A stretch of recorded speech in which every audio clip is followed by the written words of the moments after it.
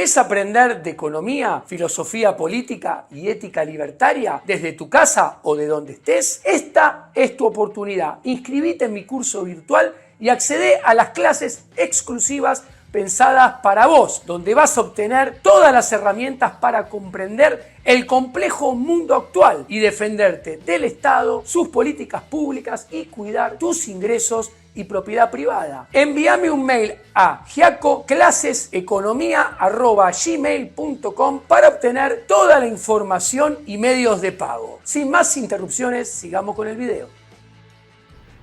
Siempre remarcamos que la economía tiene sus propias leyes. Siempre explicamos que las variables económicas se mueven siguiendo las leyes de la economía y su movimiento depende de los fundamentos económicos. Entonces, si pensamos en el tipo de cambio y en la variación del tipo de cambio, tenemos que tener en cuenta que el tipo de cambio es un fenómeno monetario. Si pensamos en la inflación, también tenemos que tener presentes que la inflación es un fenómeno monetario. ¿Por qué? Porque el tipo de cambio no es otra cosa que el poder adquisitivo del peso frente al dólar y la inflación no es otra cosa que la pérdida del poder adquisitivo sostenido y sistemático del peso frente al universo de bienes y servicios. Entonces, tanto el tipo de cambio y los movimientos del tipo de cambio, así como la inflación y la dinámica inflacionaria, son dos fenómenos monetarios que dependen, son resultado y se mueven en función de los fundamentos monetarios.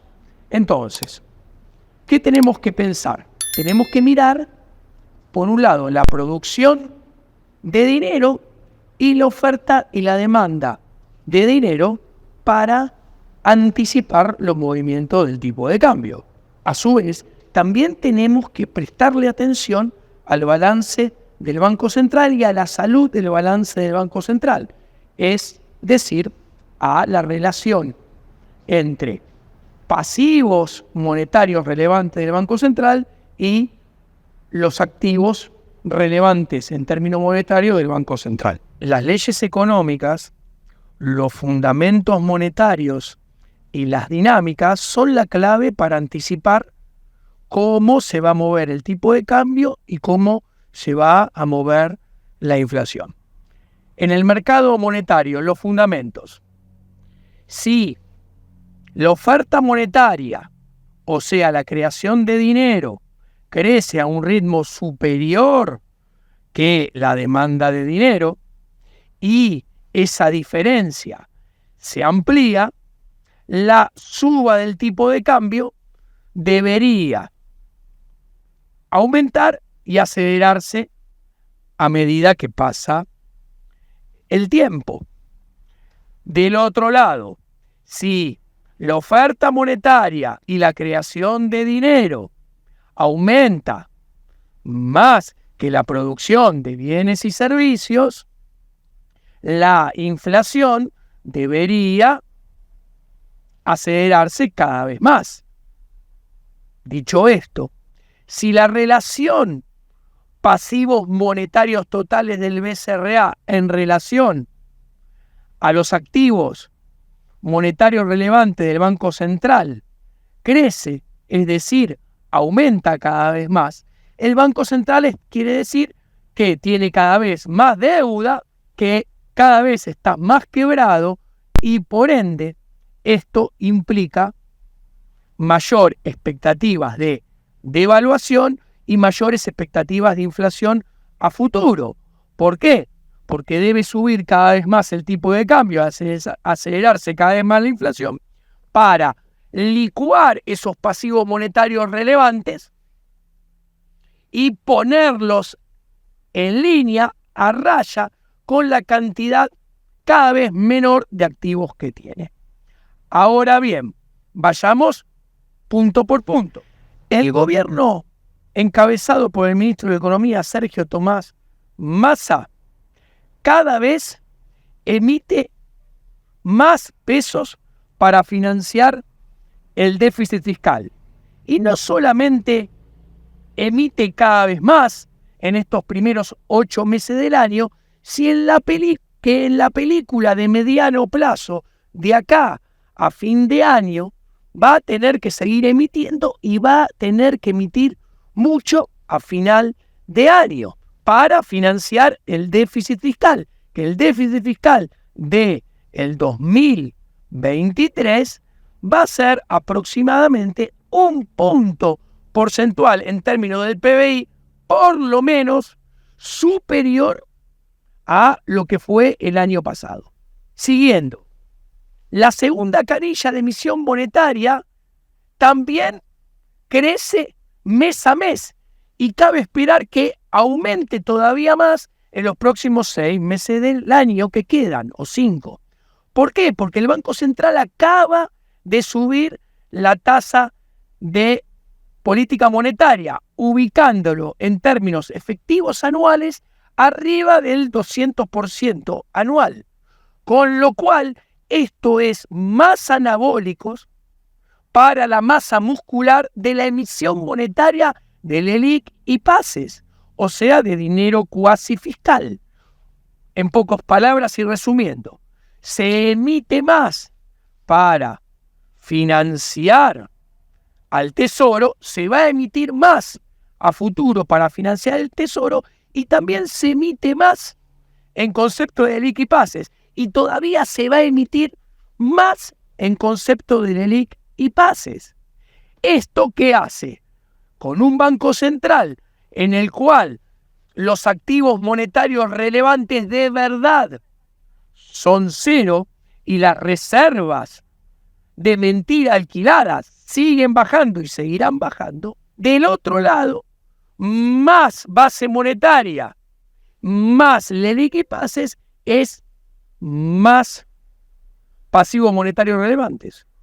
O sea, tenemos activos de verdad en 0, activos alquilados que se achican y pasivos monetarios que crecerán cada vez más. Con lo cual las expectativas de devaluación y las expectativas de inflación futura solamente pueden crecer. Y como el público forma estas expectativas anticipándose en su accionar, lo que hay que esperar es que en los próximos meses tanto la suba del dólar como la inflación se aceleren en la película promedio de todos estos meses. En pocas palabras, los agentes económicos individuales tienen que tener en claro que hay que esperar en el futuro de los próximos 6, 8, 9 meses más problemas con el dólar y con la inflación que los que tenemos hoy en día y los que tuvimos a lo largo del último año.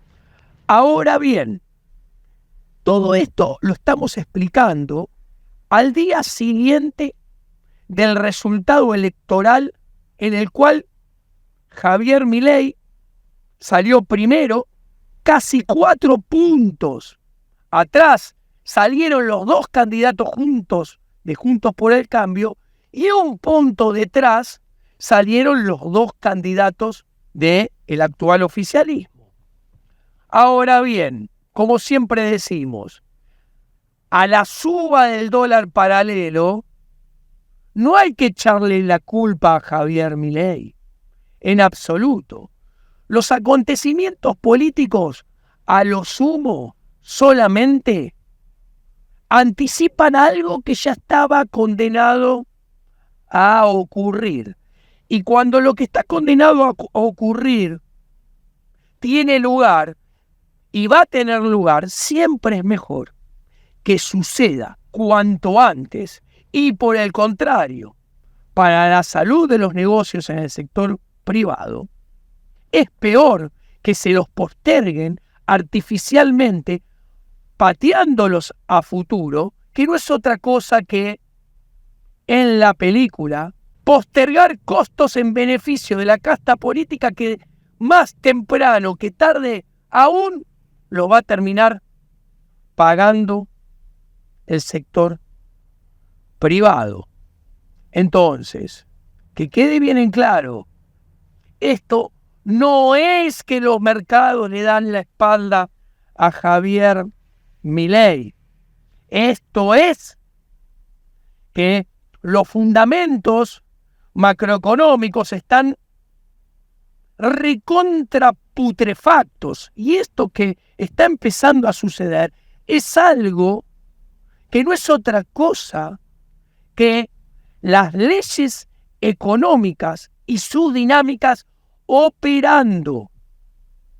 Que el triunfo de Javier Milei simplemente es visualizado o debe ser visualizado como: señores del oficialismo, señores de Juntos por el Cargo, todo lo que han hecho desde el segundo gobierno de Cristina Fernández de Kirchner, todo lo que han hecho con el macrismo y todo lo que han hecho con este gobierno de Sergio Tomás Massa, de Cristina y Alberto Fernández, tiene un límite que lo impone las reglas de la economía, los fundamentos económicos y las dinámicas que la economía le pone a las variables de la realidad.